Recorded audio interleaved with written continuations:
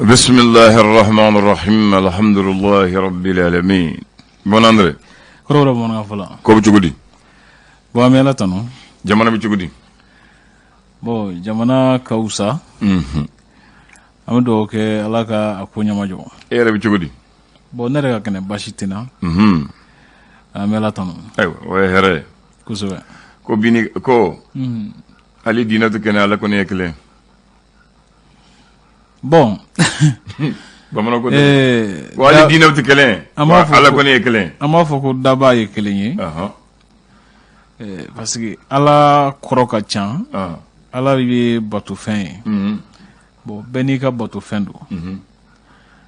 Ne ka jatila min mi fam kusube.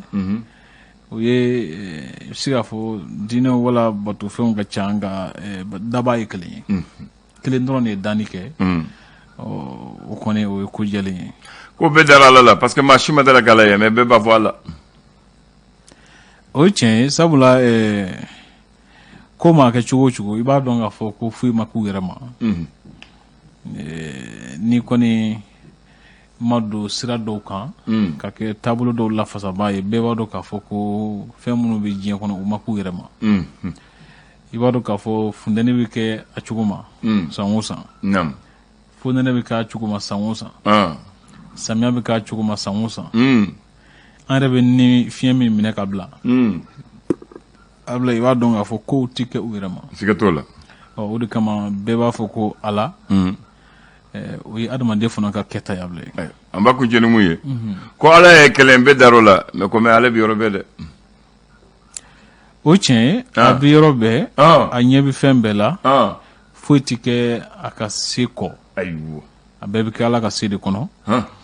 o de kama fɔ ko ala bi yɔrɔ bɛɛ abla ye o kuma o ye tiɲɛ wulibali o ye o ye wulibali ye d'accord ayiwa bisimila bi ye kalo tile 30 ye mɛ kalo sanba 2022 ntɛnɛn don do naamu fasiribaw ye sɛbɛnni kɛ fasiri gafew kɔnɔ an bɛna lajɛ fɛrɛtɛ fɔlɔ ye min ye ka se ka o kumaba dɔw fɔ mɔgɔw ye walasa faamali ka se ka sɔrɔ a ko la abla ye tubarikala an b'a fɔ bisimila an bɛ kun an b'a daminɛ gafe mun to l'indépendant kɔrɔ de ye bamanankan na kɛnyɛrɛ ye an b'a fɛ ka kɛnyɛrɛ ye mais an bɛ limbalambala fɔlɔ n'an bɛ taa an bɛ se o siga t'o la mais dɔ bɛ se dɔ ɲɛ dɛ o ye tiɲɛ ye dɔ fana ka teli mais an b'a fɛ an bɛɛ ka se ɲɔgɔn fɛ de o de fana ka gɛlɛn n'o tɛ n'an bɛ taa an bɛ se tubarikala kosɛbɛ yɛrɛma hɔrɔn ye ni ala sɔnna a bɛ sɔrɔ ayiwa jamana bɛ k'a yɛrɛ ta ye ala k'o kɛ nka na kuma dɔ ko haraba a telima ka fisa haraba ye a siga t'o la parce que haraba ka fantan t'a la o ye tiɲɛ ye ko baloko dɛsɛ min ni mɔgɔ dɛmɛ min kan ka ta ka ɲɛsin farafinden caman ma ani nijuguya walew kɛlɛli ni bamaciya walew ani fo ka taa se farafina kɔnɔna na jamana caman b'u ka sariya sunbaw falen ko sume dɔ kɛra n'o ye tɔnsigiba ye farafina keleyantɔma fɛ uya k'a kɛra malabo nka ko tɔnsigi ma kuncɛ ni latigɛ jɔnjɔn ye abili an ma bɛn ala wala ayiwa ko wasa an ka se ka segin bɛɛ fanga kɔnɔ mali jamana kɔnɔ teliya la Dr Zumano Sako ni a ka tɔn k'olu kɔni y'a jira k'a fɔ k'u ye kuluba dɔ sigi sen kan jamana bɛɛ fanga ni démocratie ani fo ka taa se faso kanu ni farafina taabolo tabiyaw kanu bɛ mɔgɔ minnu na olu farala ɲɔgɔn kan ka kulu in sigi sen kan abila ye min bɛ tali kɛ mali finitigiw ye wuli ka jɔba dɔ kɛ bankas o ka kɛra sababu ye bamaci 17 ko u ye olu ni kɛnɛ karaba k'a kɛra yɔrɔ minnu na kɛrɛnkɛrɛnnen na o ye jalasagu sokura ani wankoro ye min yɛrɛ fana bɛ tali kɛ Amnesty International ko fana ye dantigɛ wale dɔw kɛ mɔgɔ minnu ni sariya jira k'a fɔ ko u ni faali ka kan o ko maa 48 ye diɲɛ kɔnɔ o ko maa 12 ko olu kan ka fa ka sababu kɛ bamaciya walew ye abila dan gafe mun tɔgɔ le challenger ye mun fɔ ko kulu min bɛ wele ko APSDD olu ye a jira sa k'a fɔ ko muso minnu bɛ kaso la bole ko u ka hakɛw fana ni u danbe kan ka to u la hali k'a sɔrɔ u bɛ kaso la a kɛra hukumu min kɔnɔ o ye dɛmɛ min kan ka ɲɛsin u ye don dɔ sugandi ka kɛ dɛmɛ dɔ ye ka ɲɛsin bole kaso la denw ma dala kaso la kɔni danbe kɔni gosira abla kuma ka ca o koni a fanga nyama ne an bɛ ko dɔ waati min na ni kun fɔra ko karisa donna kaso la dambe gosira k'a bɔra fana hala ari galande dari la dambe gosira awɔ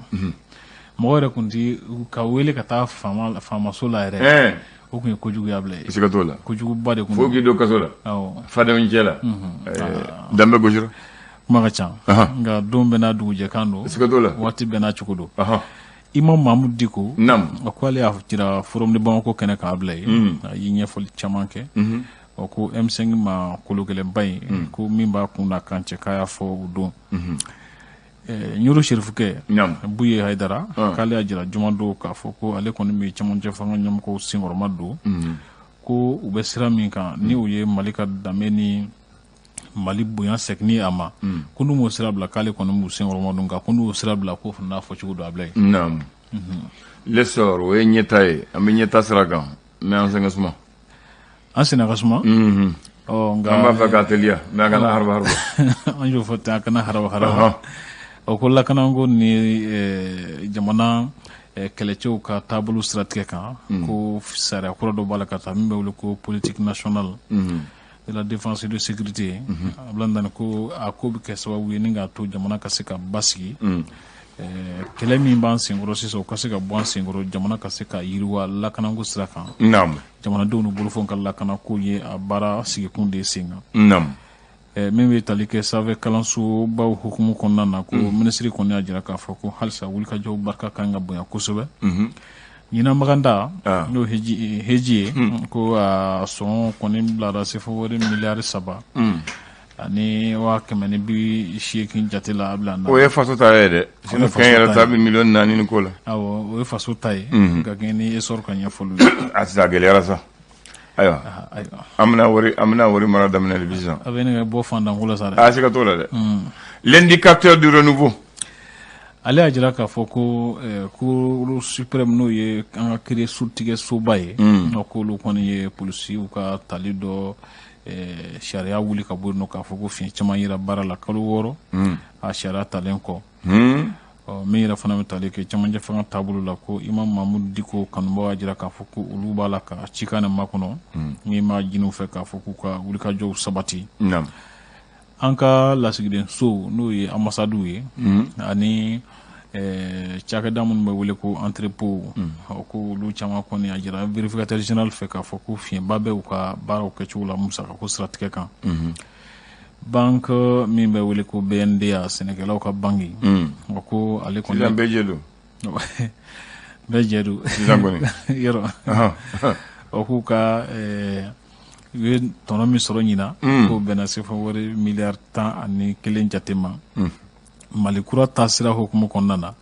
ko minisiri Kame na ni ale ye dugukolo ko minisiri ye ko a ye ɲɛfɔli dɔw kɛ wulikajɔba minnu kɛra ka minisiri so in fɛ Mali ni Rusi ka jɛɲɔgɔnya baara sira tigɛ la ko a ka bɔ lakanako dɔrɔn na ka taa sira wɛrɛw kan M5RFP kɔnɔ ablandani ko maa dɔw kɔni bɛ yen nɔ sisan minnu y'a jira k'a fɔ ko ɲɛmɔgɔso min bɛ yen sisan n'o ye comité stratégique ye ko olu t'o lakodɔn bilen ka kɛɲɛ ni Imam Mahmoud Diko ka laseli min kɛra forum de Bamako kɛnɛ kan professeur Aliou Sall ni ale fondation dɔ ɲɛmɔgɔ min wele ko fondation ale kɔni y'a ɲɛfɔ k'a fɔ ko Imam Mahmoud Diko ka kuma ninnu ko n'i y'a jateminɛ cogo dɔ la k'a bɛ se kɛ sababu ye k'a to ko dɔw ka bɔ u nɔ la jamana in kɔnɔ abla ye les échos wele ko maa minnu bɛ taa joli di olu ka dɔgɔn kosɛbɛ k'o kɛmɛ sababu ye ka joli ko gɛlɛya caya kosɛbɛ an ka jamana kɔnɔ fo minnu mako bɛ joli la kuma dɔ a sɔrɔli ka gɛlɛn kosɛbɛ jeli dun foyi t'an dɔn n'a fɔ jeli a ti feere fana tuma dɔ la Mali don Mali don nka sira ɲuman kɔni tɛ bamanankan don i y'a faamu n fɛn fɔ dɛ bamanankan don ayiwa kuma jamanadenw ka faamuli kɛ k'a fɔ ko ni min ko joli ka zan o t'a sira jɛlen mais a dɔ waati dɔ la kamanagan dɔ i b'o sɔn o ye tiɲɛ ye parce que baara min don bɛɛ ma bɛɛ ti tilen baara la bɛɛ ti tilen baara la nka ne fana min fɔ mɔgɔ i mana kamanagan cogo o cogo Ala k'an kisi a ma nka abla nani kana joli san kana joli ko ɲini sira fɛ u ka directeur kɔni ye joli san i kun fɛ ko yanni ka kɛnɛya di a tigi ma i b'a bana i b'a fa wala n bɛ fɛ k'o de fɔ parce que ni e ye joli san sisan a sɛgɛsɛgɛla wa ɲuman don wa e ma san u ye mun fili o don cɛ ko tɛ bana b'a la wa i b'a taa ne yɔrɔ ma a bɛ bɛn yan est-ce que a minɛna ka ɲa a bilala conserver la condition ɲuman na wa n ko cɛ y'a fɔ don min na n ko Allahu akbar n'i y'o k'i ka mɔgɔ la dun a satɔ don e ma tɔ fa de ala k'an kisi nka kuma dɔ sira gɔlɔnɛ bɛ se ka bɔ ko dɔw la nka ko dɔw bɛ yen nɔ n'i ye sira gɔlɔnɛ bɔ sira gɔlɔnɛ i bɛ kasara lawuli dɛ min yɛrɛ fana bɛ tali kɛ an ka jamana kɔnɔna na M5RFP lahalaw la ko kulu dɔw kɔni y'a sɛmɛntiya k'a fɔ ko olu tɛna se ka jɛn n'a ye fiyewu M5RFP ka taa ka baara kɛ ni a ye walasa ka se ka dɔw ka ŋaniyaw dafa ŋaniya minnu tɛ jamana kow ye a bila dan ko diɲɛtɔma ka kɛlɛcɛw ka don n'o ye kasiki blew ka don ye ko a kɛra cogoya ye ka tasi bilakɛ ka ɲɛsin kasiki blew 258 ma minnu ni tora Mali jamana kɔnɔ a bila dan l'alternance ko Adema ka san 31 sɔrɔ ɲɛnajɛw hukumu kɔnɔna na Alpha Umaru ka politiki tɔn a sɛmɛntiya k'a fɔ ko sisan waati sera politiki tɔnw ka fara ɲɔgɔn kan ka wulikajɔw sabati walasa jamana ka se ka bɔ a yɛrɛ bolo min bɛ tali kɛ kolonɛl Asimi Goyita ka san 1 sɔrɔ ɲɛmɔgɔya la ko jamanadenw hakililaw tɛ kelen ye dɛ dɔw ko jigiya ɲuman bɛ yen ko dɔw yɛrɛ fana jɔrɔlen don kosɛbɛ a bila dan an b'a kuncɛ la sentinelle nous sommes les sentinelles de l'État ko Caporal Aisha Barimi fatura ale ka ko kɔni bɛ sen na halisa a fatura fo u y'a bɔnani la fatu bɛ bɔnani la bɛ u y'a bɔnani la o de y'a fɔ cogo ɲuman ye ayiwa u y'a bɔnani la o la nana ko gendarme 10 olu kɔni ɲakira ko siratigɛ la ko musow ka hakɛw lafasali tɔn minnu bɛ yen nɔ olu y'a jira k'a fɔ k'u bɛna bɔli dɔw boloda a ka denbaya ko kiri ka tigɛ sariya ka tiɲɛ ka fɔ a ko siratigɛ la mun de kɛra walasa a ka dɔn ani minnu kan ka ɲaki olu fana ka ɲaki ko commissaire ka tali laban mun kɛra a bila nani ko cour suprême y'a jira k'a fɔ ko a segin ka k'a ko kan ko baara ma kɛ ka ɲɛ olu ye sariya kɔni mɔgɔ pasara ka ban dun paseli dɔrɔn wa formation ma ban sa de ayiwa n da to kuma na baara wulila nin kɔni ye ɲuguɲugu kanu ka ɲaga ɲuguɲugu a bɛ ɲaga wuli dɛ a Mali kalo wɔɔrɔ tɛ formation bannen sa dɛ fo bannen ko fo bɔra ka ban ayiwa n da to kuma na e bɛ taa formation kɛ ka tila ka bɔ a ka fɔ ko ko e man ka taa fɛɛrɛ wɛrɛ de bɛ k'o la sa dabila ye a fɔ mɔgɔ mun taara o b'a sɔrɔ u b'u segin dɔrɔn ayiwa ala k'a hakili ɲuman d'a ma o tɛ wa o kɔni y'a kɛ cogo ɲuman ye ayiwa minnu ye formation kɛ olu kɔni bɛ to yen sa Mali minnu ne fɔra ko fiɲɛ binkɛra olu kan k'olu kama bila u ka hakɛ u k'olu fana ta a b'a u k'u don hakɛ dɔrɔn u k'a datugu a banna sinon nin ye maloya ko ye ni kuma ka ca sa dɛ ayiwa bamanan dɛ ayiwa Mali ko don tuma dɔw la ne y'o fɔ ye n ko maa mun bɛ suwanti ka baara kɛ o ladiri ma dɔw b'u tɛ ladiri o ye tiɲɛ donc n'o kɛra a tɛ bɛn a kuma kɔni ka ca ni kow ma kɛ ni ladiriya bila ye fiɲɛ caman bɛ se ka bɔ kow kɛcogo la n bɛna misaliya kelen d'i ma an bɛ kalo min na an bɛ tile min na an bɛ don mun na o tɛ bi ye wa an bɛ bi ye le 30 kalo mun na min ka taa an bɛ san 2023 san 2023 waati n ko an bɛ kalo mun na a tile 30 san 2023 n bɛ segin kɔ bi an bɛ san 2022 de la voilà a tɛ de ye ɲɛmaa ye a tɛ ye fanga ta waati min na a tɛ ko ale b'a fɛ ka ko ale ye denmisɛnnin teri ye ko ale b'a fɛ ka denmisɛnnin dɔ baara la i y'a faamu maintenant ko ale y'a mɛn denmisɛnnin taara fɔ ye k'olu tɛ se ka baara sɔrɔ n'u tilala kalan na parce que mɔgɔw b'a f'u ye taa baara yɔrɔ la stage yɔrɔ la tu n'as pas d'expérience i y'a faamu ayiwa a tɛ ko fana ye tiɲɛ ye dɛ ko maa mun ma baara kɛ bɛ se ka expérience sɔrɔ wa o kɔni o tɛ se k'o sɔrɔ dɛ a tɛ ko dɛ ko celui qui n'a pas travaillé ne peut pas avoir l'expérience n'a tora so yen a ma hali stage kɛ a ka baara ɲini daminɛ e k'a fɔ ko baara in dɔnniya t'a la donc atete ko comme à Keretan né de Nyemaye né de Msenterige l'ami des enfants mena projet de ke a conseil de ministre extraordinaire de ke le 30 mai 2003 conseil des ministres extraordinaire il a fait adopter une loi programme emploi jeune pendant 5 ans Sandourou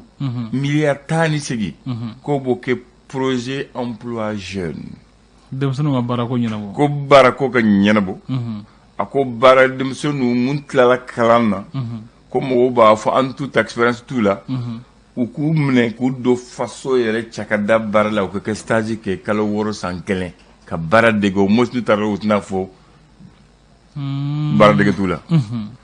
o hakila na de nani APJ ani ANP aya mun kɛra a tete ye projet dayɛlɛ ka mɔgɔw bila ka baara kɛ ka ɲa o mɔgɔ de baara yɛlɛma tɛ bɔ k'a tiɲɛ yanni ka mɔgɔw ta maa mun tila la ka taa n'a ye baara yɔrɔ la k'a kalifa baara mun bɛ se baara la k'u dɛgɛ pour que ni concours kɛra u n'u bɛna taa cɛ ka dɔ baara la privé la u ka taa u yɛrɛ bɔ u y'u kɛ terminal la donc a bɛ fɔ cikɛla ye dɛ dɔw yɛrɛ i bɛ taa dɔrɔn wari bɛ d'i ma i b'a fɔ ka to so place tɛ yen denmisɛn fana sɔnna ma donc ko bɛɛ tiɲɛna wari taara mɔgɔw taara u sigi waa tan dɔw b'u dɔn mɔgɔw bɛ taa stage yɔrɔ dɔrɔn u b'u tigɛ ni kalo sara u bɛ taa wari u bɛ taa u ka grand yɔrɔ la hali sisan a bɛ kɛ o hali sisan a bɛ kɛ donc a tɛ nana o projet ye a hakilina na ye jumɛn ye denmisɛnw ka taa baara yɔrɔ la ka baara dege pour que u bɛ se ka concours kɛ ka na ninnu remplacer ninnu fana ye ɲangoya k'u la n'a ye nin kɛ n'u y'a dege baara la n'u nana u b'an gɛn donc a tɔɔrɔ ti bɛ taa bala an b'o la halisa sisan denmisɛnw kɔni u b'u togo di waa tan dɔrɔn de kɔsɔn expérience o yɛrɛ t'u ka sira ye tuguni Mali filɛ a ma kɛ dugu dɔ ka examen i ti tɛmɛ ne yɛrɛ ti tɛmɛ i ti tɛmɛ a ma ko ye sa ni denmisɛnw taara u bɛ tɛ wulila mɔgɔw bila u ka ci la mais k'u dege baara la mais a kelen b'o kɛ dɛ mais a caman tɛ sɔn k'a sɔrɔ n'u degera la n'u nana concours u bɛ passer o voilà bon a tɛ hakilina filɛ nin ye hakilina ɲuman de y'a tiɲɛ sisan donc denmisɛn yɛrɛ comme olu yɛrɛ fugaru don baara man d'u ye ko waa tan bi sɔrɔ olu b'a fɔ dɔrɔn n tɔgɔ ka dɔ la dɔrɔn waa tan kosɔn u kun ka kɛlɛ de kɛ o n'u kun ye mankan ci a ko tun bɛ lakile o a bɛ tile parce que Mali la ni min i tugu bere yira maa tɛ siran ɲɛ dɛ maintenant a kɔlɔlɔ fila ye mun ye mɔgɔ mun kan ka dossier ta ka dossier sɛgɛsɛgɛ olu yɛrɛ y'a kɛ dɔnbaga ye wari ye yuruku ye hali ka a dɔ dɔrɔn i k'i tɔgɔ ta o fana y'a dama ko ye tuguni e b'a fɔ sisan ko ni karisa ye ne den ye a y'o tɔgɔ don a la voilà a ti ɲɛɲini de a b'a dɔn wala a t'a dɔn voilà kuma filɛ nin ye dɛ ayiwa i ni ce jamana in ko ka gɛlɛya bila ye o de kama ni ko sisan ne ye mɔgɔ kumakan mɛn k'a fɔ ko an bɛna Mali kɛ kurakura ye sisan ne bɛ n sigi kuma dɔ i bɛ yɛlɛ ne bɛ yɛlɛ parce que ne b'a fɔ k'i bɛ ka min fɔ i t'a dɔn voilà parce que jamana in tiɲɛ don ka se hakɛ min ma pour que Mali ka kɛ kura mɔgɔ dɔw bɛ fɔ n bɛ taa ne stade 26 mars la ka mugu ci la mɔgɔw ɲɛ la ka kɛ misali awɔ n'o kɛra sisan juguya tɛ dɛ misali don mɔgɔ dɔw bɛ an bɛ taa ne 26 mars la ceux qui nous bɛ taa commenter direct radio la voilà kanbɛ dɔwɛrɛ yira la